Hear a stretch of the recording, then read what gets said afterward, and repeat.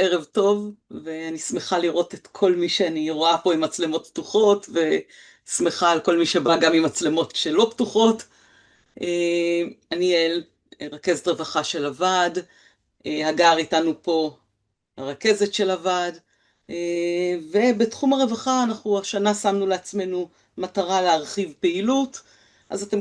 ורצון להביא הרצאות שיהיו גם מעניינות, גם מועילות, לטובת כל סגל ההוראה שלנו, כשהפעם אנחנו הולכים לדבר על פנסיה, בדגש מאוד מאוד חזק על קבוצת ה-55 פלוס. נמצאת איתנו איילה אבני סיטרין, שהיא יועצת פנסיונית, והיא תכף גם תסביר לכם בדיוק למה אני מתכוונת, ולמה זה חשוב דווקא שהיא יועצת. ואיילה, הבמה שלך. אז היי לכולם, אני איילה אבני, שהקמתי את חברת סיטרין ייעוץ פנסיוני, אז זה ככה זה נקרא. סיטרין ייעוץ פנסיוני זה מהשם, זה לקוח מהקריסטל הזה, סיטרין, שהמהות שלו זה שפע כלכלי. אני החלטתי שכל הלקוחות שלי יזכו בשפע כלכלי, זה בא משם. והייעוץ פנסיוני, כמו שאמרתי יעל, הוא באמת מאוד שונה מהמודל הרווח, שזה סוכן ביטוח, וייעוץ פנסיוני בהגדרה של האוצר הוא הגורם האובייקטיבי היחיד, כי הוא לא מקבל עמלות משום גורם ביטוחי כזה או אחר. ושני הדברים העיקריים שצריך בשביל למצוא את היועץ הפנסיוני המתאים, זה אחד, באמת לוודא שהוא אובייקטיבי, שהוא לא עם איזה רישיון סוכן, ושתיים, זה המקצוענות, כי מה שאתם בעצם צריכים זה מקצוענות. אני לא קוסמת, אני פשוט מאוד מאוד מקצועית. הגעתי לכאן דרך זה שאני יועצת לפורשי, איך אתם קוראים לזה? הוועד המנהלי של האוניברסיטה הפתוחה. וזהו, אז נתחיל. אז קודם כל, חיסכון פנסיוני. למה לי לקחת ללב? אתם כולכם מכירים את המשפט הזה, אבל למה לי לקחת ללב בהיבט הכלכלי? זה פוגש אנשים בערך, בסטטיסטי פה, אני אחרי אלפי לקוחות, אז יש לי סטטיסטי די רחב, ואנשים לוקחים ללב את הקטע הפיננסי שלהם, את העולם הפיננסי שלהם, באזור גיל 50. למה? כי הם כבר מבינים שמתישהו הם יהיו בפנסיה, מתישהו הם לא יעבדו, והעניין הפיננסי הגדול הזה שתמיד שמנו בצד, והמעסיק מפקיד וזה בסדר, ויש לי משהו, אני לא יודע בדיוק מה, אבל יש לי איזה משהו, וזה כן מתחיל לעניין. כל גיל אפשר לשפר את התיק הפנסיוני, כל גיל, גם אם זה גיל 67, שנייה לפני הפנסיה. אבל תמיד מגלים פה, כל הלקוחות שלי, אני אחרי אלפי לקוחות, שמגלים שאם היינו עושים את התיקונים האלה הרבה קודם, אז התיק הפנסיוני שלנו כבר היה נראה יותר טוב, אוקיי? אז אני רוצה לעשות איזשהו drill down לכל העניין הזה של הפרישה, ובואו נעשה ככה. אז ככה, קודם כל, המעבר בין מצב שבו אנחנו מקבלים שכר לבין המצב שבו אנחנו מממשים את הכספים הפנסיונים, זאת אומרת, המעבר הזה אני מקבל משכורת ואני רגיל לקבל משכורת, משהו יציב כזה, אוקיי? לבין מימוש הכספים הפנסיונים, זה מעבר קריטי, ויש לנו הרבה החלטות כדי לעשות את הדבר הזה הכי נכון שאפשר, אוקיי? עכשיו, זה אירוע מורכב, יש התנהלות עם המעסיק, יש התנהלות עם הקופות, ויש התנהלות מול מס הכנסה. לכן תכנון הפרישה הוא צריך להיות מדויק.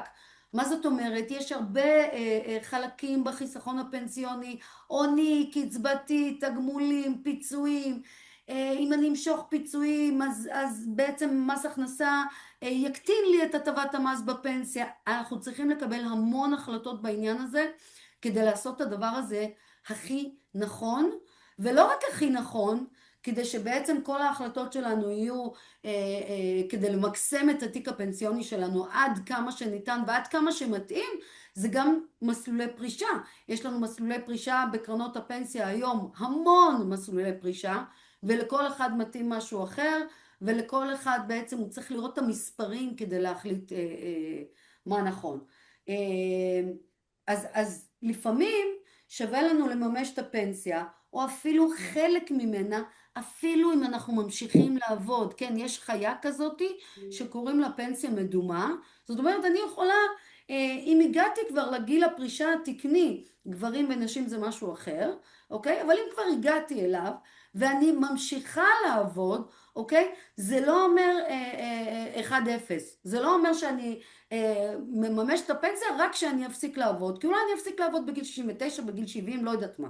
אוקיי? אבל יש חלק בפנסיה שאני יכולה לממש כבר מגיל הפרישה התקני, אוקיי? והיא תהיה פטורה ממס לגמרי, אוקיי? וזה בעצם תרגילי מס שאפשר לעשות, סתם כדוגמה. השלמת פיצויים מהמעסיק. יש לכם השלמות פיצויים מהמעסיק שקוראים לזה בכל מיני שמות, אולי פדיון ימי מחלה, אולי איזושהי השלמה אחרת, אולי השלמת פיצויים לפי ותק. מה עושים עם הפיצויים האלה, אוקיי? אפשר לעשות עם הפיצויים האלה סתם באופן אוטומטי, לקחת אותם מהמעסיק, ובואו נראה מה פטור, מה חייב, ומה עושים עם זה. ויש אלטרנטיבה אחרת. יש אלטרנטיבה של בוא תפקיד לי את הפיצויים עוד לפני שהוצאת טופס עזיבת עבודה שקוראים לו טופס 161, ואז הפיצויים האלה כבר ישבו בקופת גמל, וזה נותן לי החלטה אחרי שעזבתי את המעסיק, זה נותן לי את האופציה בעצם להגדיל את הפנסיה שלי ולהגדיל את הטבת המס שלי אם לא משכתי את התוספת הזאת של המעסיק באופן של פיצויים פטורים, אוקיי? הפקדת כספים נכונה. אם אנחנו יוצאים לפנסיה, איך אנחנו יודעים שההפקדות עד כה היו נכונות, היו בסדר, השכר היה תקין, שיעורי ההפקדה היו תקינות? אנחנו יודעים, לא יודעים, אנחנו פשוט סומכים על זה שזה בסדר, אבל זה לא תמיד בסדר, אוקיי? כי צריך לבדוק שההפקדות היו לפי השכר הנכון, שהמעסיק לא עשה איזה טעות, אוקיי? שמה שהמעסיק דיווח זה גם מה שהקופות דיווחו, אוקיי? ואם לא בודקים את זה, אז או שהייתה טעות או שלא הייתה טעות, אבל אם הייתה טעות אנחנו אפילו לא נדע מזה, אוקיי?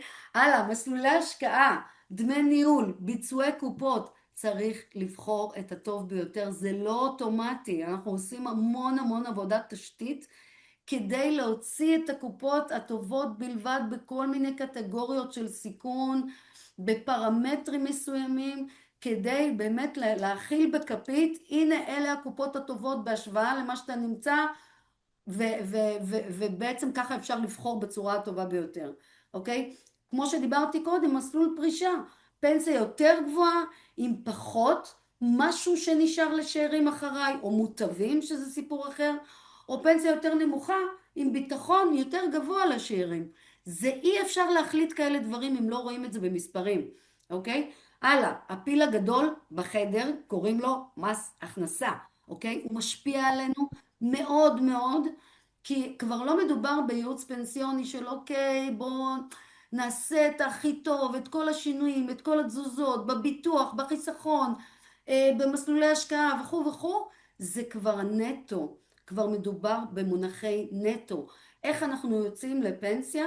במונחי נטו, בצורה הטובה ביותר, אוקיי? וכאן יש הרבה מאוד ידע שצריך להבין אותו, כדי לקבל את ההחלטות הנכונות ולפעול מול מס הכנסה נכון, אוקיי? האם כדאי למשוך כספים שהם לא מיועדים לפנסיה, אוקיי? יש לנו קופת גמל הונית, יש לנו קרן השתלמות. מה המשמעות של הטבות המס האלה בהינתן החסכונות הפרטיים שלנו בבנק, אוקיי? מה תעדוף משיכת הכספים? אם אנחנו בונים אסטרטגיה של איך אנחנו בעצם בונים את כל המארג הפיננסי שלנו הרבה יותר נכון, כי צריך להבין איך זה מתנהל לעומת זה מתנהל לעומת זה מתנהל, ולכן צריך לקחת את העדפות הסיכון, לכסף הזה ככה, לכסף הזה ככה, לכסף הזה ככה. אז כל מה שאני מנסה להגיד פה, שהיציאה לפנסיה אולי היא נראית, אולי חושבים שהיא אוטומטית, היא ממש ממש לא אוטומטית, ומהניסיון שלי פה, הרבה מאוד אינפורמציה מאוד מאוד חשובה, הציבור לא יודע שהוא לא יודע, וזו הבעיה, אוקיי? אז נתחיל עם... זה, אתם איתי עד כאן? יש שאלות? לא. אוקיי, אוקיי. אז ככה, אז מבנה הביטוח הפנסיוני בישראל מורכב משלושה אייטמים. יש לנו נכות, פטירה ופרישה לגמלאות. זאת אומרת שהחיסכון הפנסיוני הוא לא רק הפנסיה שתהיה לי בעתיד, לא רק החיסכון עצמו, אלא בעצם שני כיסויים ביטוחיים, שאחד זה אלטרנטיבה למצב שאנחנו לא יכולים לעבוד, קוראים לזה קצבת אובדן כושר עבודה, או בשם השני של הפנסיית נכות, אוקיי? והשני זה אלטרנטיבה למשפחה אם אנחנו פתאום עוזבים את הכדור, אוקיי? ולא בא לנו להיות פה על הכדור, ולכן האלטרנטיבה של ההכנסה שעד עכשיו הכנסנו לבנק, למשפחה, אוקיי? צריכה להיות בצורת ביטוח למקרה פטירה. ביטוח למקרה פטירה יכול לבוא או בסכום חד פעמי, או בצורת קצבה לשאירים, אוקיי? עכשיו, מה זה בעצם אומר? אם אנחנו רוצים ביטחון כלכלי לפרישה, אז זה בעצם החיסכון. איך אנחנו חוסכים בצורה הטובה ביותר? קרן הפנסיה המתאימה, איך בוחרים קרן פנסיה, מה זה בכלל מסלולי ההשקעה, מה ההבדלים ביניהם, מה הביצועים שלהם, מה זה מנגנון איזון אקטוארי, מה ההבדלים בין קרנות הפנסיה בגודל שלהם, זה אומר על היציבות שלהם, השירות שלהם, זה כל הדברים האלה, וזה לא רק קרן פנסיה, מן הסתם יש לנו גם אולי ביטוחי מנהלים, אולי גם קופות גמל, אוקיי? כל הדבר הזה, זה בעצם איזשהו מארג כולל שמתווה לי את החיסכון לפנסיה. עכשיו, הביטחון הכלכלי הזה לפרישה, מה זה פרישה בעצם? יש גיל פרישה תקני. גיל פרישה תקני הוא בגיל 67 לגברים, כשלנשים זה עלה בהדרגה מ-62 ל-65 לפי תאריך לידה, כשבעצם כל ילידות 70 ומעלה, גיל הפרישה התקני הוא כבר 65. מה קורה בגיל הפרישה התקני? קורים שני דברים. אחד, רק מהגיל הזה ניתן לקבל את הקצבה של ביטוח לאומי, נכון? הם קוראים לזה קצבת אזרח ותיק בשם היפה, אוקיי? וקצבת אזרח ותיק היא בעצם עומדת כרגע על 2,462, לפי העדכון האחרון של דצמבר, זה צריך להתעדכן גם ממש עכשיו, והקצבה הזאת היא משולמת רק מגיל הפרישה התקני, ואם לא עברתי איזושהי מינימום הכנסה, זאת אומרת, אני לא בטוח שאני אקבל את הקצבה הזאת אם ההכנסה שלי גבוהה מאיזשהו מינימום שביטוח לאומי קבע.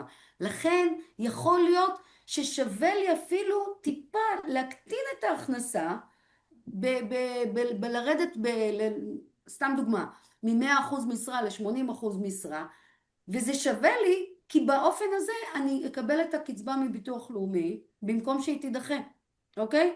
אז יש לנו את הקצבה מביטוח לאומי, וגם בגיל הפרישה התקני זה הגיל המינימלי שאפשר לקבל הטבות מס. אני יכולה לפרוש גם מגיל 60, 60, 61, whatever, אף אחד לא אומר לי מתי לפרוש, אלא זו החלטה שלי לגמרי. אממה, אני צריכה לדעת שהקצבה הזאת, כשאני מקבלת אותה מגיל 60 ועד גיל הפרישה התקני, היא תתנהג כמו משכורת לכל דבר ועניין, עם מס רגיל, שזה כל החברים, מס הכנסה, ביטוח לאומי, ביטוח בריאות. אז זה מה שאנחנו צריכים לדעת לגבי גיל הפרישה התקני. אורך הדרך ועד שאנחנו יוצאים לפנסיה, אני ראיתי הרבה עובדים באוניברסיטה הפתוחה שקרן הפנסיה שלהם נמצאת בהראל. מי שהצטרף להראל לפני הרבה מאוד זמן, לא בטוח שמסלול הפרישה שלו הוא תקין, אוקיי? מצאתי כמה מקרים שגיל הפרישה או מסלול הפרישה היה ארכאי, סתם כי לא בדקנו את קרן הפנסיה הזאת כבר הרבה הרבה שנים, אוקיי? ואז החבר'ה באים לפה, ואני מגלה שמסלול הפרישה הוא בעצם נמוך יותר מגיל הפרישה, מה נקרא גיל פרישה חובה, 67, אוקיי? ואז יכול לקרות מצב שאני תובע אובדן כושר עבודה, אבל אני כבר לא מבוטח, ואני אפילו לא יודע את זה, זאת אוקיי? אומרת, יכול להיות אז שאני זה רק עובד, דוגמה. עוד פעם? לא, אני רוצה להבין, יכול להיות שאני עובד עכשיו, ובאופן עקרוני, אני ממשיך לקבל עדיין משכורת, כי עוד לא יצאתי לפרישה, אבל את אומרת, אני לא מכוסה מבחינת הקרן פנסיה? יכול להיות מצב כזה, תלוי בין כמה אתה, תלוי מה היה מסלול הפרישה המקורי שלך, תלוי אם בדקת את זה, תלוי אם העברת או שינית את המסלול הביטוחי שלך, זה תלוי במלא גורמים, זה משהו שאולי שווה לבדוק אותו, אוקיי? כשהצטרפנו לקרן הפנסיה לפני 2016, אוקיי? אז היו עוד מסלולי ביטוח אחרים, אוקיי? באה רשות שוק ההון, שינתה את מסלולי הביטוח, הנה מסלולי הביטוח החדשים, שעכשיו הם נראה קוהרנטיים לכל קרנות הפנסיה, יש 7 מסלולים, אוקיי? אבל הרבה מאוד עובדים בכלל לא היו מודעים לדבר הזה, אוקיי? המסלול הביטוחי שלהם הוא היה הרבה יותר, זאת אומרת, הוא היה משהו שעוד לפני המסלולים החדשים האלה, אוקיי? ואז יכול להיות שהקצבת נכות שלי לא מספיקה.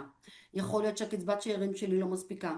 יכול להיות שמה שהיה כתוב בטופס של קרן הפנסיה מקדמת דנן לפני 20 שנה, לא יודעת, או יותר, אוקיי? זה מסלול פרישה, למשל, לאישה 64, אוקיי? והיא בת 64 וחצי, באה לפה בת 64 וחצי, הופ, היא לא מכוסה. למה? כי מסלול הפרישה שהיה בטופס דאז, ואף אחד לא שם לב לזה, ושום דבר לא השתנה מאז, אוקיי? פשוט קבע שמסלול הפרישה שלה הוא 64, ופה בעצם נגמר הכיסוי הביטוחי, זה מה שזה אומר. אוקיי? אז אני ממשיכה פה לגבי האייטם השלישי שקוראים לו ביטחון כלכלי למשפחה, אוקיי? והוא בא או בצורה של סכום חד פעמי, נכון? מה אנחנו יודעים וקוראים לזה ריסק, או ביטוח חיים, שאנחנו יכולים לקרוא לזה בכל חברת ביטוח, בכל שלב, השאלה כמה זה עולה לנו, אוקיי?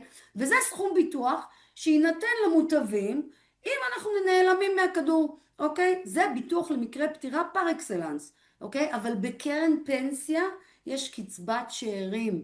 מה קצבת השאירים הזאת אומרת? אנחנו צריכים ללמוד את זה, לראות מה נכון.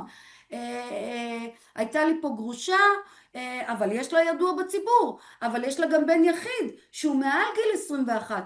מה עושים? אם היא בעצם תשאיר את קצבת השאירים ככה באוטומט, אז בעלה יקבל, או יותר נכון הידוע בציבור שלה, יקבל איזושהי קצבת שאירים גם לא גבוהה מדי, שהוא גם לא צריך את זה בכלל, והבן שלה לא יקבל כלום. שאלה, אוקיי? מה זה אומר קצבת, הידע שאנחנו צריכים לקבל על קצבת השאירים בכל מיני מקרים שהם לא אוטומטיים, כי פעם וקרנות הפנסיה המושתתות על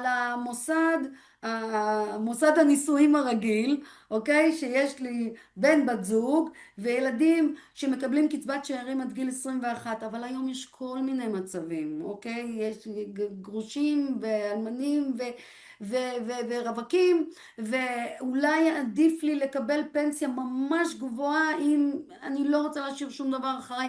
איך עושים את זה? מה עושים עם זה? וחשוב לדעת מה בעצם הזכויות, מה בעצם זה נכון, המשפחה מקבלת. אוקיי? אז זה הסיפור הזה. אז יש לנו בעצם 3 מוצרים, או 3 סוגי מוצרים לחיסכון ארוך טווח. 1 זה קרנות פנסיה, 2 זה ביטוחי מנהלים, 3 זה קופות גמל. אז בוא נראה ככה בכותרות, מה בעצם ההבדל ביניהם. אז קרן פנסיה, קודם כל זה מוצר פשוט. והוא מבוסס על ביטוח הדדי, זה כמו קיבוץ, אוקיי? הציבור לא כל כך מבין את העניין הזה, שקרן פנסיה היא כמו קיבוץ. עם כל העמיתים בקרן הפנסיה, אוקיי? שהם מאות אלפים, הם בעצם מבטחים אחד את השני.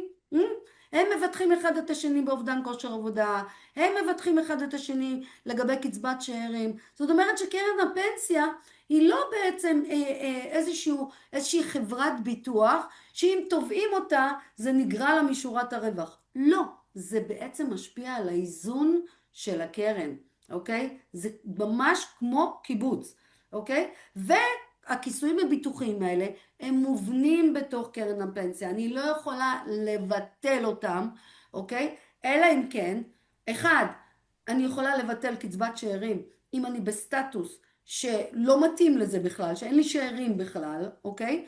ושתיים, אני יכולה בעצם להקטין קצבת נכות שהיא לא תהיה במקסימום, כי יש לי אולי איזה פוליסה אחרת לאובדן כושר עבודה ואני לא צריכה את זה, אוקיי? אבל כעיקרון קרן פנסיה מקיפה, השם שלה בא מזה שיש לה גם כיסויים ביטוחיים, אלה הוראות שוק ההון ורשות שוק ההון, ולא ניתן בקרן פנסיה שהיא מסובסדת, תכף אני אסביר מה זה מסובסדת, אוקיי? לבטל את הכיסויים הביטוחיים האלה, ככה זה עובד, אוקיי? דמי ניהול, קרנות הפנסיה מאופיינות בדמי ניהול מאוד מאוד נמוכים, קל וחומר, התהליך הזה התחיל לפני 7 שנים, כשבעצם רשות שוק ההון פרסמה את המכרז, אני לא יודעת אם שמעתם את השם הזה, לקרנות פנסיה ברירת מחדל, בעצם זה היה איזשהו מהלך גורף, שבגלל שקרנות פנסיה ברירת מחדל הציעו דמי ניהול מאוד מאוד נמוכים, דמי הניהול הנמוכים האלה ירדו לכל הענף, לכל קרנות הפנסיה, זה גם משהו שצריך לבדוק אותו, אוקיי? וכדי שנבין בכלל איך המנגנון של קרן הפנסיה עובד, אז בעצם כל קרן פנסיה בעצם מחולקת לשתיים. הצבירה בקרן הפנסיה מחולקת לשתיים. על כל העמיתים, אוקיי? יש לנו חלק שהוא 30% שמקבל רצפת תשואה מהמדינה שהיא 5.15% ריאלית. אם מישהו לא הבין מה אמרתי עכשיו, אוקיי? זה אומר שזה לא רק ה-5.15% התשואה עצמה, הריבית עצמה, אוקיי? אלא זה גם פלוס אינפלציה. אנחנו כרגע עומדים על סביבת אינפלציה של 2.4%, זאת אומרת שהרצפת התשואה הזאת היא לא נמוכה בכלל, אוקיי? וזה בעצם משהו ששומר על, נותן איזשהו ביטוח לתשואות של קרן הפנסיה, אוקיי? ו-70% מושקע איפה בכל שוק ההון מושקע, כל מנהל השקעות וכל מסלול השקעה יקבע את התשואות בסופו של דבר, אוקיי? כל קרנות הפנסיה הן מבוססות על אין מקדם קבוע. מאז שהן קיימות משנת 95, אין מקדם קבוע, אוקיי? זאת אומרת שאם אנחנו יודעים מה זה מקדם? מקדם זה המונח החשוב ביותר בכל הסיפור הזה, אוקיי? הוא קובע מתוך חיסכון מסוים, אוקיי? מה תהיה הפנסיה שלי? אם אני אישה או גבר, זה מקדם אחר. כל גיל פרישה, מקדם אחר. כל מסלול פרישה, מקדם אחר. אוקיי? זה פשוט מספר שבו החיסכון שהגעתי אליו מחולק במספר הזה שהוא המקדם, וככה בעצם תהיה הפנסיה שלי. זה מקדם, אוקיי? המקדם הזה בקרנות הפנסיה מעולם לא היה קבוע. לאור ההיסטוריה, מאז שקרנות הפנסיה החדשות נקרא להם, כבר לא חדשות, אוקיי? אבל מאז שקרנות הפנסיה פועלות בשיטה של חישוב לפי מקדם, שזה בכלל מ-2004, המקדמים לא עלו בהרבה, הם עלו ממש מעט, וזה בניגוד לתחזיות של סוכני הביטוח, שאמרו ביטוח מנהלים זה עדיף, כי יש מקדם קבוע, קרנות הפנסיה לא קבוע, לך תדע מה יקרה כשתגיע לפנסיה, אוקיי? אז אני רק אומרת את זה בהקשר הזה, ובבולה אני עוברת לביטוחי מנהלים. ביטוחי מנהלים, קודם כל זה מוצר שהוא כבר אי אפשר לשווק אותו בכלל, אי אפשר למכור אותו בכלל, אוקיי? זה כבר מספטמבר הקודם, כבר יש לזה עוד מעט 1.5 שנה, בסדר? וזה כי רשות שוק ההון בעצם קבעה שהמוצר הזה הוא לא טוב, אוקיי? למה המוצר הזה לא טוב? כי ביטוחי מנהלים זה מוצר שמבוסס על ז'אנרים. אם הופקה לי פוליסה בשנות ה-80 זה משהו אחד, אם הופקה לי פוליסה בשנות ה-90 זה משהו אחר. אני ממש לא יורדת איתכם עכשיו לרזולוציה של בדיוק המועדים, כן? כי עודף אינפורמציה זה גם לא טוב, אוקיי? והפוליסות מ-2004 זה משהו אחר, ופוליסות מ-2013 זה משהו אחר. ובעצם כשרשות שוק ההון ביטלה את המקדם הקבוע גם בביטוחי מנהלים כבר מינואר 13, בעצם היא הניחה שיפסיקו לשווק את המוצר הזה. זה לא קרה, אוקיי? ולכן היא בעצמה ביטלה את המוצר הזה, אוקיי? ולכן היום כשיש לי שכר שהוא מעל פעמיים השכר הממוצע במשק, אני יכולה שמישהו יפיק לי פוליסת ביטוח מנהלים. טוב, לא טוב, זה סיפור אחר, אוקיי? אבל יש את האפשרות הזאת. אם השכר שלי פחות מפעמיים השכר הממוצע במשק, אוקיי? אני מדברת על, זה אזור 27,000 היום, בסדר? אז בעצם ניתן, לא ניתן בעצם, אי אפשר שיהיה לי ביטוח מנהלים. אלא אם כן, ביטוח המנהלים זה כבר משהו שהיה לי לפני הביטול הזה, אוקיי? ולכן, ביטוחי מנהלים, למי שיש ביטוחי מנהלים, זה מוצר שהוא גם, המטרה שלו זה להביא אותי לפנסיה, אוקיי? המוצר הזה בעצם יש בו חיסכון קצבתי, אבל יש בו אולי גם חיסכון הוני. אנחנו יודעים את זה, אנחנו לא יודעים את זה. מה זה אומר? האם יש לי כספים הוניים בביטוח המנהלים שבעצם יושבים לי בפוליסה שהיא מאוד מאוד יקרה? אולי הם יכולים להיות בקופת גמל הרבה יותר זולה. ואם קופת גמל, איזה קופת גמל? אז אלה דברים שצריך ממש ממש לבדוק. קל וחומר עם ביטוח, שאלת המילניום, אוקיי? עם ביטוח המנהלים הזה שווה לי להמשיך להפקיד, או קל וחומר שווה לי בכלל להעיף או לנייד את כל מה שצברתי בביטוח המנהלים הזה למוצר האלטרנטיבי שקוראים לו קרן פנסיה. ואם כבר מניידים לקרן פנסיה, איך אני יכולה בעצם לבצע איזשהו מהלך חכם כדי שהכל יהיה לי בקרן הפנסיה המסובסדת? מה זה קרן הפנסיה המסובסדת אמרנו? זאת שיש לה הבטחת תשואה מהמדינה. זה מאוד מאוד חשוב. גם המקדם יותר טוב בקרנות הפנסיה האלה המקיפות המסובסדות, אוקיי? כי אם כספים יעברו לי ויגלשו לקרן הפנסיה המשלימה הכללית, אוקיי? שם אין תשואה מובטחת, המקדם פחות טוב, אוקיי? וזה יביא לי פנסיה יותר נמוכה. יש עד כאן? אז יש לנו קופות גמל, אוקיי? אצלכם, לפי מה שאני ראיתי, לפחות אצל הסגל המנהלי, יש חלקים בשכר שהמעסיק והעובד מפקידים לקופת גמל. קופת גמל זה מוצר מאוד מאוד פשוט, אוקיי?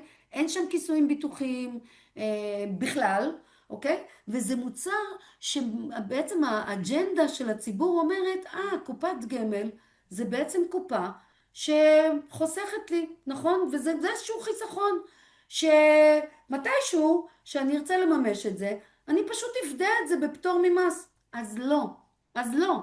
אוקיי? בקופת גמל נצברו אולי כספים מינואר 2008, והם כבר לא כספים הוניים, קרי פטורים מגיל 60 לרבות מס על הרווחים, אוקיי? הם כבר כספים קצבתיים. עכשיו, מה זה האוקסימורון הזה, כספים קצבתיים? אוקיי? איך יכול להיות כספים קצבתיים בקופת גמל שלא יודעת לשלם קצבה? היא לא יודעת לשלם קצבה, אין לה את המנגנון הזה בכלל, אוקיי? וכאן בעצם צריך להבין, האם הכספים הקצבתיים האלה בקופת הגמל צריכים לשבת בקופת הגמל? מה אני אעשה איתם? אם אני אפדה אותם, אז לגבי התגמולים, בום, 35% מס. אני הופכת את מס הכנסה לשותף מאוד בכיר שלי. עם הפיצויים, רגע, אני אמשוך פיצויים פטורים, אופה, אני אקטין את הטבת המס בפנסיה, אז מה אני עושה עם הכספים הקצבתיים האלה? יש לזה פתרון, אוקיי? אבל הפתרון הוא לא איזה פתרון קסם. זאת אומרת, צריך להחליט נכון ולהבין בדיוק את הפרמטרים הנכונים, או יותר לקבל את המידע המתאים כדי לבצע את ההחלטות הנכונות האלה. אני עוברת ויש גם קופת גמל להשקעה, שמענו את המוצר הזה? נכון? איילה, אבל מה הפתרונות שאת יכולה להציע לקופת גמל כזאת, שלפני קופת אני הגמל ממש לא להשקעה? מתכוונת להיכנס לרזולוציות האלה פה, כי זה נושא בפני עצמו. אני דווקא רוצה לגעת בכמה שיותר נושאים, כדי שבעצם תקבלו איזושהי תמונה כמה שיותר מלאה על העניין הזה. בסדר? אני רק אזכיר במשפט, קופת גמל להשקעה זה מוצר חדש יחסית, אוקיי? והוא בעצם אלטרנטיבה לחיסכון הפרטי שלי בבנק, וכך, בגלל זה יצרו את קופת גמל להשקעה הזאת. אז בואו נראה מה עוד יש לנו. יש לנו קרנות השתלמות. מה זה קרן השתלמות? קרן השתלמות זה פר אקסלנס חיסכון עוני, אוקיי?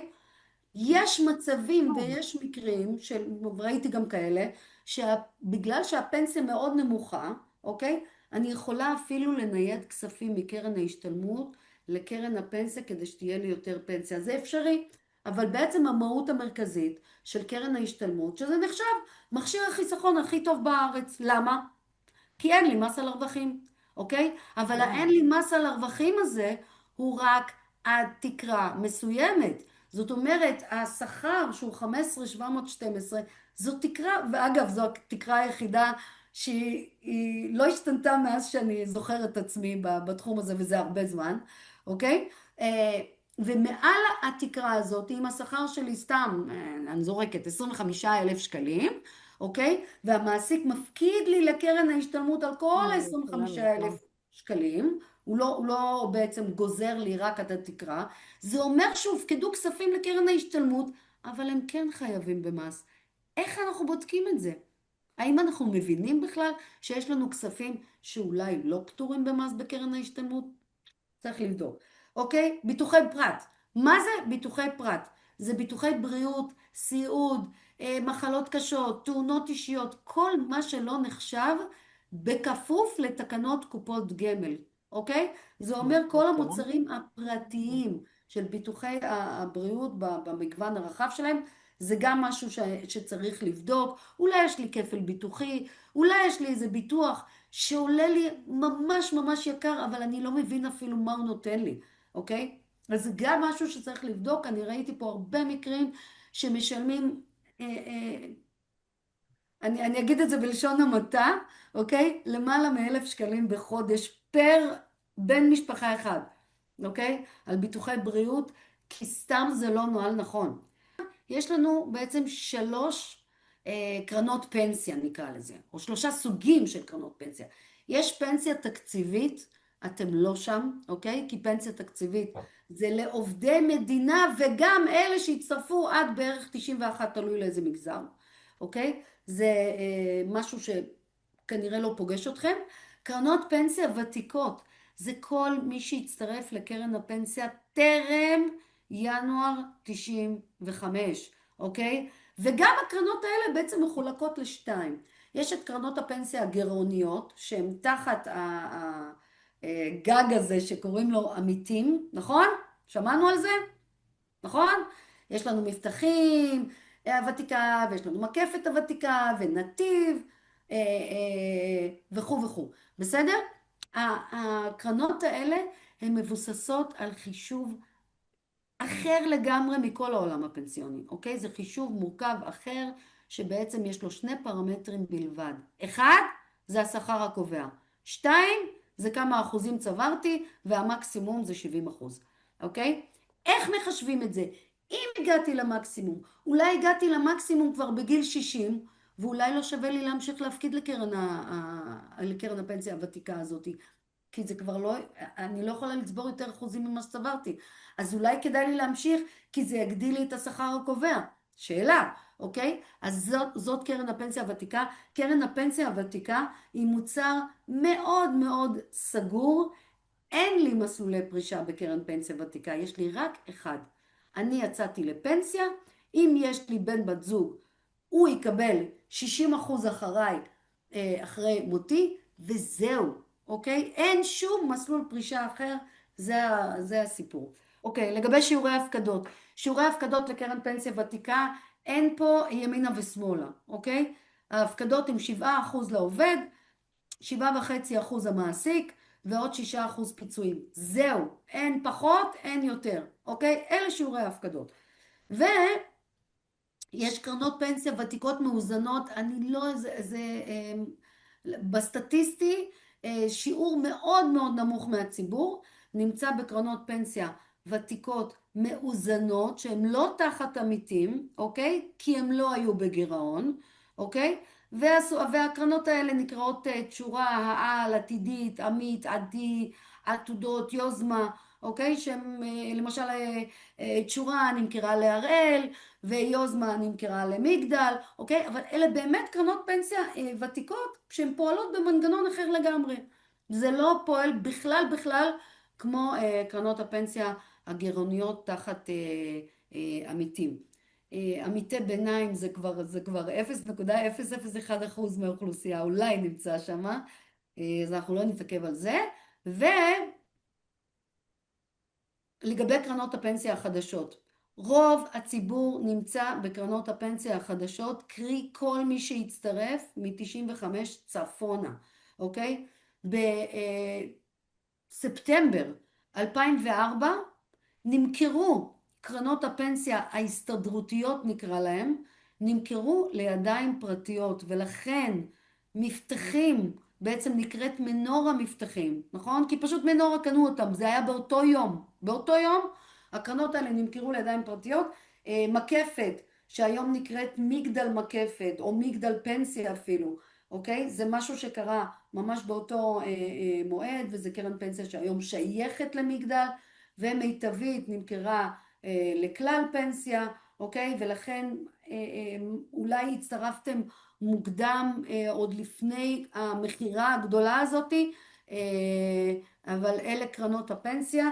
ובכלל, אם אני מסתכלת על קרנות הפנסיה, תכף אני אסביר כאילו איך קרנות הפנסיה, איך זה נראה מבחינת התמונה הזאת. אבל מה זה בכלל קרן פנסיה? אז אמרתי, בקרן פנסיה יש בעצם קצבת זקנה, זאת המטרה הבסיסית, לשם אנחנו רוצים להגיע, זה כל העניין בכלל, אוקיי? ואנחנו בעצם נקבל מקרן הפנסיה קצבה חודשית, אוקיי? כשהקצבה החודשית הזאת, אף אחד לא מכריח אותנו לקבל קצבה חודשית. נכון, התוכנית מיועדת למטרת קבלת קצבה, אוקיי? אבל אני יכולה לבוא ולהגיד, לא, אני רוצה את כל מה שנצבר לי, show me the money, cash money מזומני. אין בעיה. רק שפה אני מכניסה את מס הכנסה כשותף מאוד מאוד בכיר, אוקיי? יש פתרונות שהם באמצע, אולי אני אמשוך פנסיה כזאת שתגיע לסף הזה, ואז את החלק ההוא שנשאר אני אאבן, ואז גם את זה אני אקבל פטור, אבל הכל תלוי בגובה הפנסיה, בחישובי המס. הדברים האלה הם ממש ממש דורשים חישובים, אוקיי? מאוד מורכבים כדי להגיע לפתרונות שאולי הם לא פתרונות בסיסיים או רגילים, אוקיי? אם רוצים להגיע לדברים שהם קצת אחרים, אוקיי? אז הלאה, קצבת שאירים.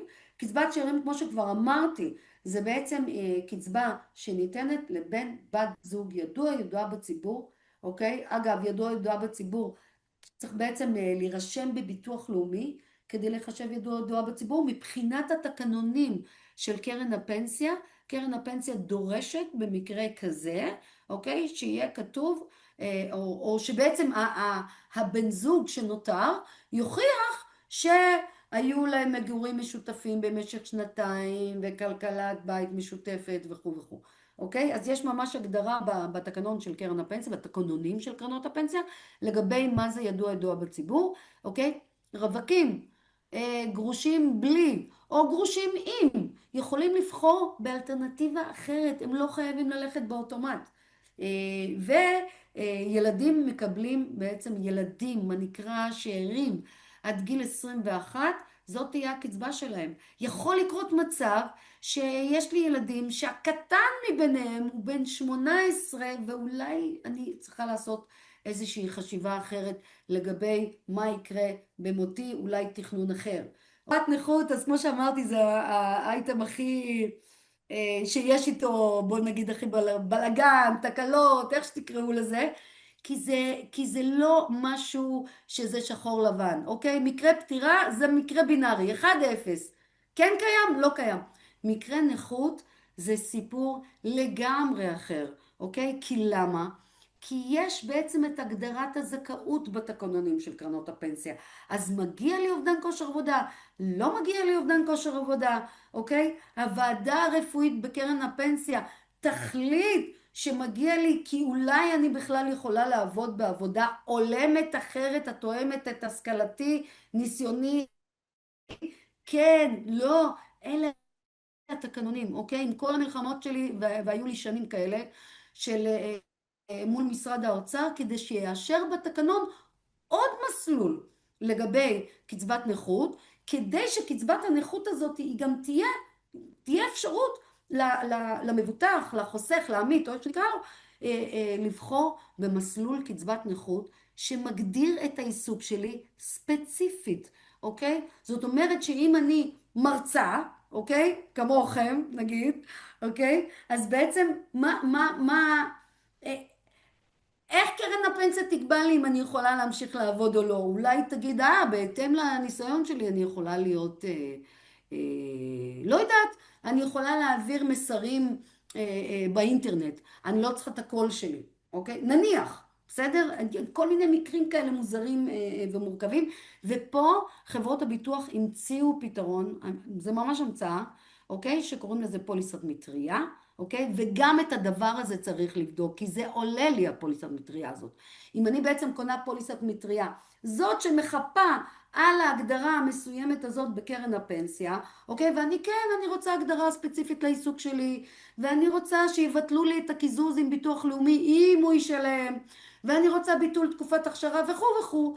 אז חברת הביטוח, בעצם כל חברות הביטוח, המציאו פוליסות כאלה של מטריה, זה לא במצב של גשם, זה במצב של קאבר לקצבת הנכות שקיימת אינרנטית בקרן הפנסיה, והקאבר הזה בעצם נועד כדי למגר את ההגבלות שנמצאות בקרן, אבל לא בטוח שאני צריך את הפוליסת מטריה הזאת. יכול להיות שאני סתם משלם על הפוליסת מטריה הזאת כי אני חרדתית, אבל תכלס אני לא ממש צריכה את זה, אוקיי? לדוגמה, כל בעלי צווארון הלבן, שכל העיסוק שלהם זה מול המסך והקלדה, והיו לי גם לקוחות כאלה, אוקיי? מבחינת קרן הפנסיה, הוא יכול לעבוד גם עם על כיסא גלגלים, מה הבעיה? אוקיי? אז לכן ההגדרה הספציפית לעיסוק, זה יכול להיות עלייה וקוץ בה, צריך לבדוק את זה, אוקיי? הלאה, אני עוברת. ופה באמת, אני רק מצטטת בקטנה, את ההגדרה של כל התקנונים, אגב כל התקנונים אוחדו, הם תקנונים כמעט זהים בכל קרנות הפנסיה מ-2018, וההגדרה לזכאות לאובדן כושר עבודה אומרת רגע אני אזיז את זה כדי שאני אוכל לראות גם מה כתוב פה, אוקיי?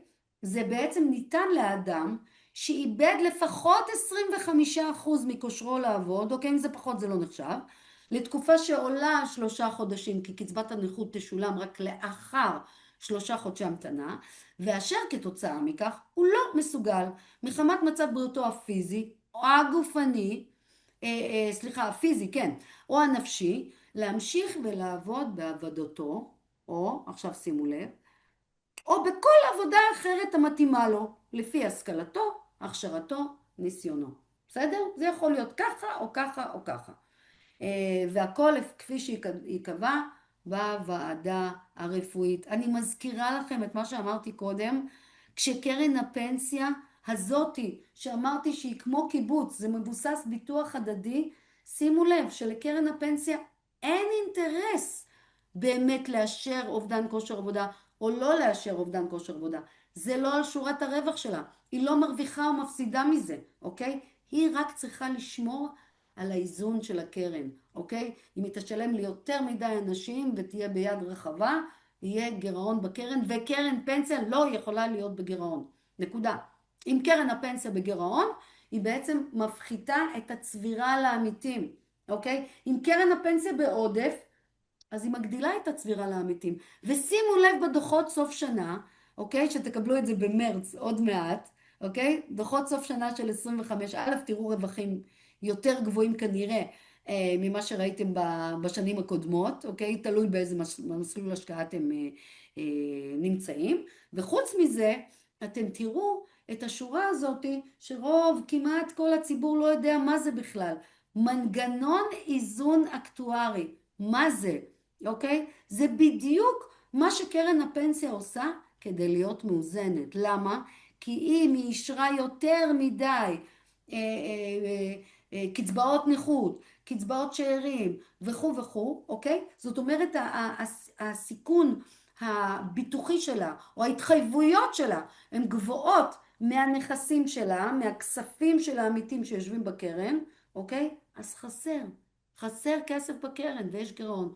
והגירעון הזה משפיע בשקלים יותר או פחות, תלוי כל אחד והצבירה שלו, שיורידו לי ממש מהחיסכון בגלל הגירעון הזה, אוקיי? היום יש קרנות פנסיה שהן בעודף, ויש קרנות פנסיה שהן בגירעון, אוקיי? אז כל אחד תלוי באיזה קרן פנסיה הוא נמצא, אוקיי? נורא חשוב, וזה גם בהקשר של נכות בעיקר, זה הצהרת בריאות, אוקיי? קרן פנסיה ברירת מחדל, להלן אלטשולר, מיטב, אינפיניטי, מור, ההסכם שלהם עם המדינה, אוקיי? שכל אחד יכול להצטרף. אין הצהרת בריאות, אוקיי? אבל בכל קרנות הפנסיה יש תקופת הכשרה של 5 שנים. מה זה? זה אומר שאם הצטרפתי לקרן הפנסיה ואני מתועדת איפשהו שיש לי בעיה כזאת או אחרת רפואית, אוקיי? אם אני אתבע את קרן הפנסיה ב5 השנים מהצטרפותי לקרן הפנסיה, או לחילופין היו לי הגדלות שכר, אוקיי? אז על הדבר הזה בעצם יש לי תקופת הכשרה למחלה קודמת. כלומר, אם הנכות הזאת, או אפילו מקרה פטירה, חס וכרפסת, קרה בגין משהו שתועד טרם הצטרפותי, או בתקופת הפסקת רציפות ביטוחית. יכול להיות שאני מבוטחת בקרן הפנסיה, הכל טוב, אבל מה? קרן הפנסיה לא קיבלה תשלומים למעלה מ3 חודשים, וגם לא עשיתי הסדר ריסק, לא חשבתי על זה, אוקיי? ואז ההצטרפות שלי לקרן הפנסיה לעניין הזה היא כמו הצטרפות מחדש לגמרי, אוקיי? איבדתי את הרציפות הביטוחית, אז תשימו לב לזה. אז אני אעבור על השקף הזה ממש בקצרה. קרו 2 שינויים מהותיים בשנים האחרונות. המנגנון של איך בעצם משולמת הקצבה ואיך זה משפיע בין העמיתים לבין מקבלי הקצבה, אוקיי? פעם, עד 2018, מי שיצא לפנסיה, הפנסיה שלו הייתה קבועה, צמודה למדד, זהו, נכון? אני חושבת שזה מה שרוב הציבור חושב. הוא יקבל פנסיה שהיא צמודה למדד, and that's it. אבל זה לא נכון. למה? כי מ-2018 יש בעצם הלימה בין התשואה שקרן הפנסיה עושה בפועל לבין הקצבה שלי, אוקיי? ולכן חשוב גם בגיל הפרישה לבחור את קרן הפנסיה הנכונה, אוקיי? וזה משהו שבשנייה אפשר לעשות את המעבר הזה, או אפילו באותו מעמד הר סיני, גם לעבור לקרן פנסיה אחרת וגם לקבל קצבה מיידית, אוקיי? באותו אירוע, אוקיי? איך בעצם מסתכלים על קרנות הפנסיה כשאני שנייה לפני הפרישה? לא מעניין אותי כבר מה התשואות של בני 50 ומטה, בני 50 עד 60, המסלול ההוא, המסלול לא מעניין. מה שמעניין זה מסלול מקבלי הקצבה. מה זה מסלול מקבלי הקצבה? זה אותו מסלול שבעצם קרן הפנסיה, התשואה שהיא עושה בפועל למקבלי הקצבה, היא תשפיע על הקצבה לכל מי שמקבל קצבה, אוקיי? זאת אומרת שאם הקרן עשתה תשואה גבוהה לחשבון הפנסיונרים, אני אקרא לזה, אוקיי? הקצבה שלי תעלה. הקצבה הזאת מקרנות הפנסיה החדשות, אוקיי? היא קצבה שהיא לא קבועה, אוקיי? היא קצבה שהיא מתאימה את עצמה. קרנות הפנסיה מתאימות את עצמם, הן עושות חישוב כל אפריל, אוקיי? ובמאי הקצבה שלי יכולה להשתנות או למעלה או למטה.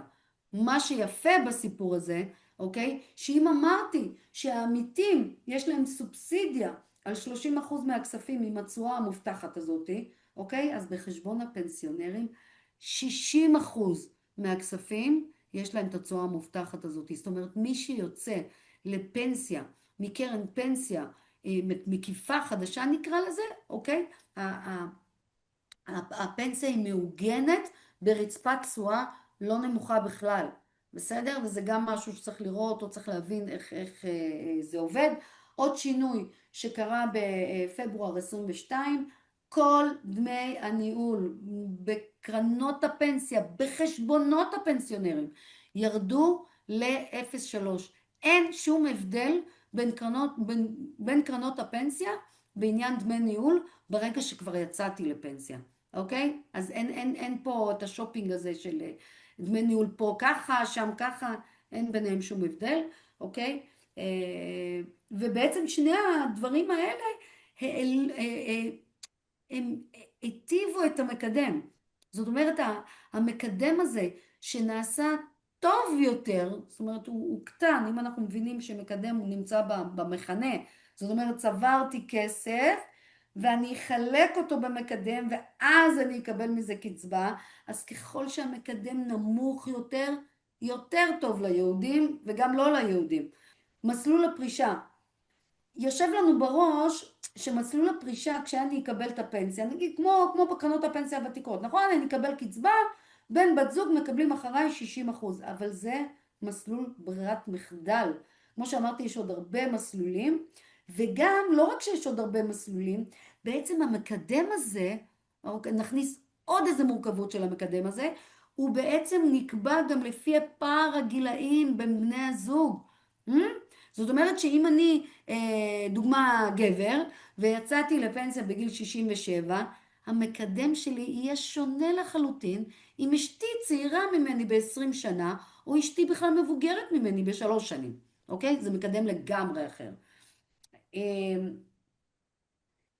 פנסיונר, מי שיוצא לפנסיה, בלי שאירים אחריו, יקבל חד משמעית פנסיה גבוהה יותר. אוקיי? מסלולי פרישה, יש כל מיני מסלולי פרישה, אני יכולה להבטיח לבן הזוג שלי או בת הזוג שלי, whatever, מ-30% קצבה אחריי ועד 100% קצבה אחריי, אוקיי? ואני יכולה גם להבטיח הבטחת תשלומים, אוקיי? שלא משנה מה יקרה לי ולבן הזוג, ונניח שאנחנו עפים מהכדור באיזה תאונת מטוס עוד 2 אוקיי? אני יכולה להגדיר שקרן הפנסיה תשלם 20 שנה מינימום. מה זה אומר? שאם אנחנו כבר לא קיימים, לא אני ולא הבן זוג שלי, מישהו יקבל את הקצבה שנותרה כביכול, כי קרן הפנסיה הבטיחה 20 שנה. אז פה נכנסים המוטבים בחשבון. אוקיי? יש? נניח שיש לנו גבר בן 67 עם בת זוג שהיא צעירה ממנו ב3 שנים. ככה, המודל הפשוט של קרן הפנסיה, בסדר? הוא צבר 1,000,000 שקלים, אוקיי?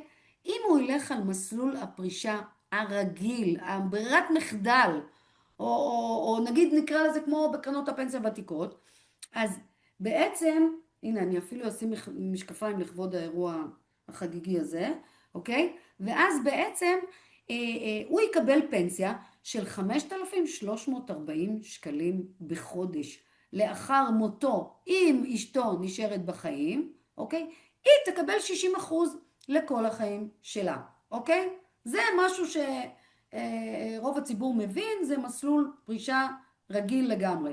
אממה, אם אני טוען שאין מצב שאשתי חיה אחריי, אין מצב כזה, היו לי פה כמה כאלה.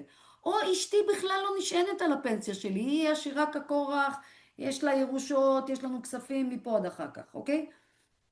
אז אני מעדיף לקבל קצבה יותר גבוהה, אוקיי? תסתכלו פה על המספר הזה ללא הבטחה 30%, אוקיי? אני אקבל קצבה של 5,684, אוקיי? שזו קצבה שהיא גבוהה בערך ב-350 שקלים, כי אשתי תקבל, כי אני בעצם קובע מראש שאשתי תקבל רק 30% אחריי, אוקיי? עכשיו בוא נלך למקרה הקצה השני. אני רוצה שאשתי תקבל אחריי 100%, אוקיי? כי אני בטוח שהיא תחיה אחריי ועוד הרבה שנים, אוקיי? ואני מעדיף לקבל קצבה יותר נמוכה, כי אני רוצה שהיא תקבל את אותה קצבה שאני קיבלתי לכל החיים שלה. ואז אני יורד לקצבה של 4,941, אוקיי? שזה בערך קצבה של 400 שקלים פחות מהבייסיקלי, מהמסלול הבסיסי שהוא 60% לבת זוג לכל החיים, אוקיי? אבל אלה מספרים, אוקיי?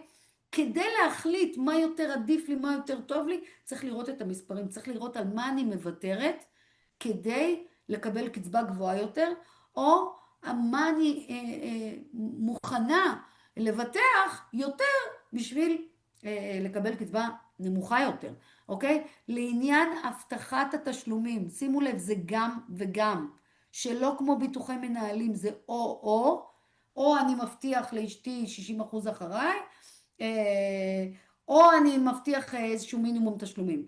בקרן הפנסיה זה יכול להיות גם וגם, אוקיי? זאת אומרת, נניח שאני הולכת למצב קצה. אותו בחור, שבדוגמה הזאת, הוא החליט לקבל קצבה לפי מסלול, שהוא גם נותן 100% לבת זוג אחריו, אבל הוא גם מבטיח מינימום 240 תשלומים, זאת אומרת 20 שנה, אוקיי? מה זה אומר? זה אומר שהוא בעצם, בוא נניח סנריו, אותו בחור בן 67, אוקיי? הוא יצא לפנסיה, בגיל 70 הוא עף מהכדור, אוקיי? אשתו מקבלת 100% אחריו, נכון? זה מה שקבענו. היא מקבלת 100% אחריו, אבל מצער ויגון אחרי שנתיים גם היא הולכת לעולמה. מה יקרה? יקרה שבעצם קרן הפנסיה שילמה בסך הכל 5 שנים.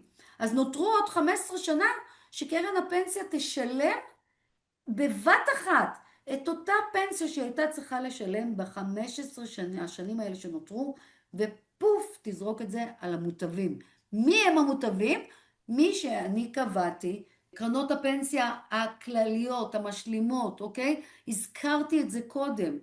אם אני מניידת יותר מדי כסף ולפי ותק וכו', זה יכול לגלוש לי לקרן הפנסיה המשלימה, אין לה תשואה מובטחת. המקדם בה יותר גבוה. צריך לעשות את זה נכון, מדויק וחכם, כדי שהניוד הזה, אוקיי? הוא יקרה יותר טוב.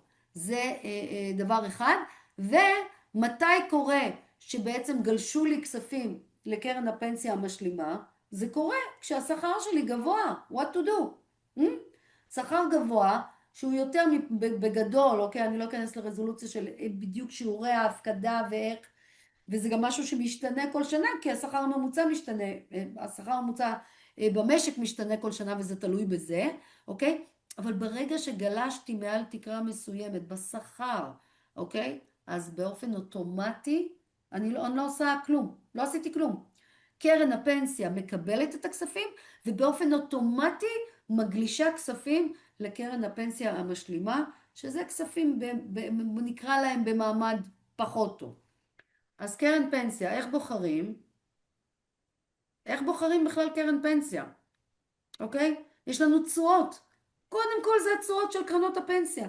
אם אני במסלול בני 50 ומטה, אוקיי, מה הקרן שלי עשתה לעומת קרנות אחרות? אם אני במסלול בני 50 עד 60, אם אני במסלול בני 60 ומעלה, אם אני במסלול מנייתי, מה הקופה שלי עשתה יחסית לקופות אחרות?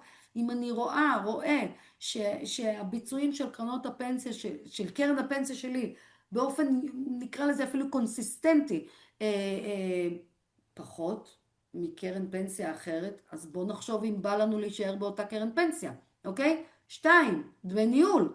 3, האם קרן הפנסיה היא באמת נותנת לי שירות, מידע, יש לה יכולות מיקון כמו שצריך, או שזה קרן פנסיה שאין עם מי לדבר, ועכשיו לך תחפש את יוכבד, אם רק אתה צריך איזה משהו קטן כזה או אחר, אוקיי? איזון אקטוארי, מה שדיברתי קודם, האם קרן הפנסיה נמצאת בגירעון או בעודף, אוקיי? גודל הקרן, הרי אם יש לנו את מנור המבטחים, קרן הפנסיה הגדולה ביותר, לעומת אינפיניטי, קרן הפנסיה הקטנה ביותר, לגודל קרן הפנסיה יש גם משמעות, אוקיי? היא יותר גדולה, היא יותר יציבה, ולכן זה משהו שאני כן אקח בחשבון, אוקיי? שירות תפעולי.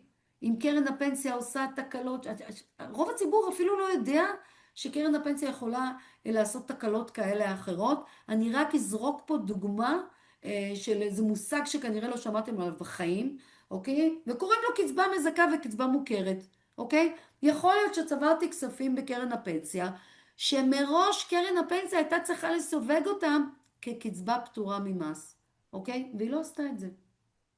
עכשיו, לך תחפש את תקופת אנטיוכוס, כדי שקרן הפנסיה הזאת תתקן אחורה, שזה סיוט שלא ברא השטן, אני אומרת לכם, אוקיי? אם בכלל עלית על זה שהיא חישבה לא נכון, ואיך זה ישפיע עליי? אני אשלם יותר מס, כי היא סיווגה לא נכון את הכספים, אוקיי? אז אני ממשיכה כאן. איך בוחרים קרן פנסיה שנייה לפני שיצאתי לפנסיה? זה לא אותו דבר כמו שאני עדיין עמיתה בקרן הפנסיה, אני עדיין מפקידה לקרן הפנסיה. אז שנייה לפני שיצאתי לפנסיה זה בסך הכל 3 דברים, שזה אחד, האיזון האקטוארי, הוא משפיע עליי על קבלת הקצבה, גם הדבר הזה, אוקיי? התשואות של חשבון הפנסיונרים, זה כבר לא מסלולי השקעה רגילים, זה תשואות של מקבלי קצבה, יש דבר כזה, אוקיי? והפרמטר השלישי זה המאפיינים שהם לא כמיתים, אוקיי? אי אפשר לכמת אותם, זה יציבות, ניסיון, הוותק של הקרן, זה לא משהו שממש אפשר לחשב את זה, אוקיי? אז לפני פרישה ממש צריך לבדוק איזה קרן פנסיה יותר שווה לי לצאת ממנה לפנסיה, ולאו דווקא קרן הפנסיה שאני נמצאת בה, אוקיי? יפה. וכמו שאמרתי, אני יכולה לעשות באותו מעמד הר סיני, גם לנייד לקרן פנסיה אחרת, אולי לא רק את קרן הפנסיה הקיימת, אולי עוד כספים ממקורות אחרים, צריך לראות את התמונה במדויק, אוקיי? ואז באותו אירוע, להתחיל לקבל קצבה, לא הזה ואחר כך זה, באותו אירוע. יש לנו פה בעצם טבלה, אתם רואים? זאת טבלה שאנחנו מכינים כל חודש, ואנחנו מכינים אותה מהנתונים של משרד האוצר, אוקיי? אז סיננתי לכם מהטבלה שלנו, בדיוק את הדברים שהם רלוונטיים לפרישה, בסדר? זה אומר שיש לנו פה את כל קרנות הפנסיה, ויש לנו את מסלול ההשקעה שקוראים לו בני 60 ומעלה, זה באמת רלוונטי למישהו בן 60 ומעלה וגם בחר במסלול הזה, אוקיי? אז אנחנו רואים את התשואות של קרנות הפנסיה בשנה האחרונה, ובממוצע 3 שנים אחרונות, בממוצע 5 שנים אחרונות, אלה התוצאות האחרונות שיש, זה ממש נכון לדצמבר 25, אוקיי? כשבעצם אני רואה נגיד בשנה האחרונה, מי שמככבת פה זה כלל, בממוצע 3 שנים, אנחנו רואים שהפניקס היא ממש טובה, אוקיי? זה משהו שצריך כן לחשוב עליו, כי פער של 0.01 בדמי ניהול, זה נחמד מאוד, אבל פער של 2% בתשואה זה יכול להיות מאוד משמעותי, אוקיי? ויש לנו מה שיעור המניות שמחזיק המסלול הזה. אם בחרתי במסלול בני 60 ומעלה, ואני בהראל, אוקיי? אז אני מבין שאני בעצם מחזיק 30% מניות בתיק ההשקעות שלי. זה מה שזה אומר, אוקיי? ואם אני עובר לפניקס, אז הם מחזיקים 25% מניות. ואם אני באלטשולר, אז 23% מניות, אוקיי? זה גם לא ממש, זה לא איזה משהו קבוע, אוקיי, אני בחרתי במסלול בני 60 ומעלה, אז בכל קרנות הפנסיה יש שיעור מניות דומה. לא, או זהה. הוא דומה, הוא לא זהה, אוקיי? עכשיו, מקבלי קצבה, הרבה יותר מעניין, בסדר? מה אני מחר יוצאת לפנסיה, מחר. איך אני בוחרת את קרן הפנסיה? לפי התשואות בפועל של הפנסיונרים, זה נקרא מסלול מקבלי קצבה, אוקיי? אז יש לי כאן, מאלה שהם כבר בחשבונות הפנסיונרים, אוקיי? אני רואה שהפניקס טובה, אוקיי? גם לאורך זמן. אז אולי, אם אני בהראל שהיא פחות טובה, אולי אני אשקול פתאום משהו אחר, אוקיי? גם הפניקס, יש לה עודף, היא לא בגירעון. או לעומת זאת, מנור המבטחים, היא בגירעון כל הזמן. אני לא זוכרת איזשהו חודש בכל ההיסטוריה שלי שמנורה לא הייתה בגירעון. יכול להיות שפספסתי וכמה חודשים היא הייתה ללא גירעון, אבל זה המצב, אוקיי? אלטשולר, למרות שהיא קרן פנסיה חדשה יחסית, ומור, קרן פנסיה, ממש הם כבר בגירעון, כבר בגירעון, אוקיי? זה משהו שצריך להבין, לשים לב אליו, גם הגודל של הקרן, אוקיי? אם מבטחים מנורה, זאת קרן פנסיה שמחזיקה 299 מיליארד, אני מעגלת, אוקיי? אז אינפיניטי מחזיקה מיליארד אחד, אתם מבינים מה הפער? זה פערים עצומים בגודל של הקרן, אוקיי? קופת גמל להשקעה זה פשוט מוצר שלא חברות הביטוח המציאו, לא הענף הפנסיוני המציא. זה רשות שוק ההון המציאה את המוצר הזה, אוקיי? והוא בעצם אלטרנטיבה לחיסכון פרט, אוקיי? זאת אומרת שהיא בנתה את המוצר הזה כדי שהציבור יסיט, או הוא יקבל הטבה כדי להסיט את החיסכון הפרטי, דוגמה, פקדונות בבנק, תיק מנוהל בבנק, או בבית השקעות כזה או אחר, או בקרן נאמנות, כל החסכונות הפרטיים שאנחנו יודעים ושמענו, אוקיי?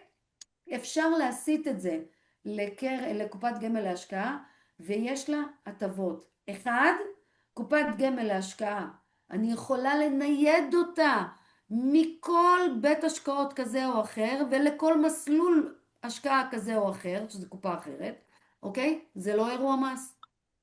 בניגוד מוחלט לחסכונות פרטיים, שזה כבר כן אירוע מס, אוקיי? זה דבר אחד. והדבר השני, זה שבעצם אם קופת הגמל להשקעה הזאת, אני מניידת אותה, ואפשר לעשות את זה מגיל 60 צפונה, אוקיי? אם אנחנו מניידים את זה לקרן פנסיה לצורך העניין, אז הקצבה הזאת פטורה ממס לגמרי, אוקיי? אם אני אנזיל אותה, זה כמו חיסכון פרטי, 25% מס רווח ריאלי על הרווחים, אוקיי? אני מתכוונת, זה רק על הרווחים כמובן. אבל אם אני בעצם ינצל את זה כמו פנסיה, אוקיי? אז כל הקצבה שתיווצר לי בתוך קרן הפנסיה מהכסף שבא מפה, זה פטור לגמרי. ניתן היום להפקיד, ממש לפי התקרה החדשה ב-2026, ניתן להפקיד בקופות הגמל להשקעה 83,641 שקלים, וזה הסכום שמעודכן להיום. רצו להגדיל את התקרה הזאת, זה לא עבד. עכשיו עובדים על משהו אחר, שבכלל ייחוד כללי המס גם עם חסכונות פרטיים. נראה מה יהיה עם זה. כרגע לקופת גמל להשקעה יש יתרון. פשוט צריך באמת לבחור את קופת הגמל להשקעה המתאימה, באיזה בית השקעות, מה הדמי ניהול, מה הביצועים, אוקיי? זה משהו שמאוד מאוד חשוב לעשות. אני ממש אדלג פה, ממש יש פה את כל ההסבר לגבי קופת גמל להשקעה. תיקון 190. תיקון 190 זה עוד אלטרנטיבה שהיא באמת רלוונטית לגילאי 60 ומעלה, אוקיי? זה אומר שבעצם ופה אין לי תקרה, אוקיי? אני יכולה ממש לקחת 2 מיליון שקלים מהבית, מה נקרא, מאיזשהו תיק השקעות, אוקיי? ולהפקיד את זה בקופת גמל רגילה לגמרי, אוקיי? כשהמטרה פה היא בעצם הנזלת כספים בכפוף לתנאים מסוימים, או לנייד את התיקון 190 הזה, את הקופה הזאת, לטובת קצבה, והיא תהיה פטורה ממס לחלוטין, אוקיי? אז גם את זה צריך לבדוק, שווה לנו, כדאי לנו, זה עוד איזה משהו שהוא לא רק מה שאני חסכתי בפנסיה, אלא זה עוד אפשרויות לגבי המארג הפיננסי הכולל, אוקיי? טוב. רואים? זה מה שהכי חשוב לדעת, בסדר? ואני עושה פה רגע סטופ שיירינג, ואני משתפת את העניין הזה. איפה הוא? איפה הוא? וזה הדבר האחרון שלנו להיום, חברים. רואים את זה? עוד לא? לא? עכשיו כן. אני ממש רואה. אוקיי? אתם רואים כאן? אני קצת אזיז את לא רואים כאילו בגלל הפרצופים. אתם רואים? זה משהו שאנחנו עושים כל רבעון. למה כל רבעון? כי יש מאות קרנות השתלמות, מאות קופות גמל להשקעה. למי ששאל אותי קודם לגבי איך משיגים את הטבלה הזאת, זה גם משהו שאנחנו עושים, אוקיי? רק שזה הרבה הרבה הרבה עבודה, ולכן אנחנו מכינים את זה כל רבעון, כשאנחנו בעצם, מה שאתם רואים פה, זה שאנחנו מחלקים את העולם ל5 מצבים של מזג אוויר, רואים? יש לי בעצם 5 קטגוריות של קופות, מ-0% מניות, אוקיי?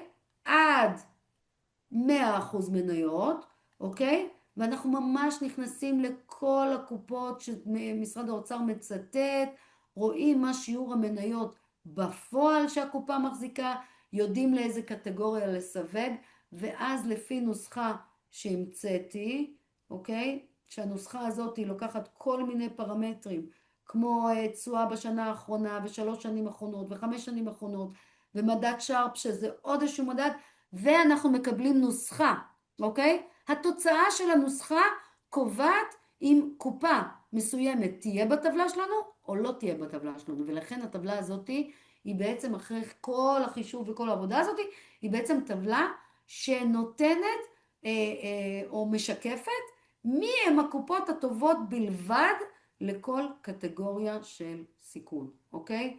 וזה קורה גם בהשתלמות, גם גמל וגם גמל להשקעה. חברים, בצער רב,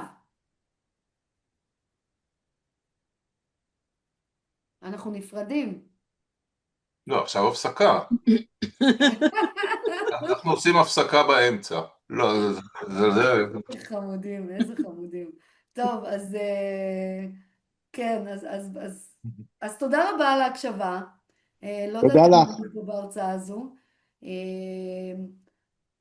כל מה שאני רוצה להגיד לכם בסיכומו של עניין, שזה כאילו נראה לפעמים אוטומטי, ולפעמים כזה, אוקיי, אני בסדר, אז אני אלך לקרן הפנסיה ואני אקבל קצבה, מה כבר יכול להיות, אוקיי? אז זה לא בדיוק ככה, זה קצת יותר מורכב, והשורה התחתונה זה שזה מאוד מאוד חשוב, וזה יכול להשפיע על החיסכון הפנסיוני שלכם, ביג טיים, ביג טיים.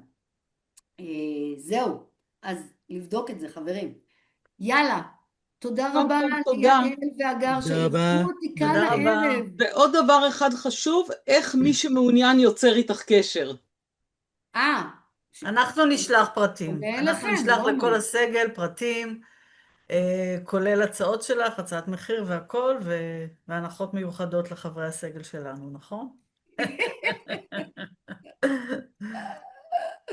איזה כולכם חמודים, איזה מזל שאתם חמודים. טוב, נראה לי יאללה, חבר'ה לך, לילה אז לילה טוב. טוב באמת, לילה לכו תראו טוב. משהו בנטפליקס, אולי יש משהו מגניב. וזהו, פורים שמח.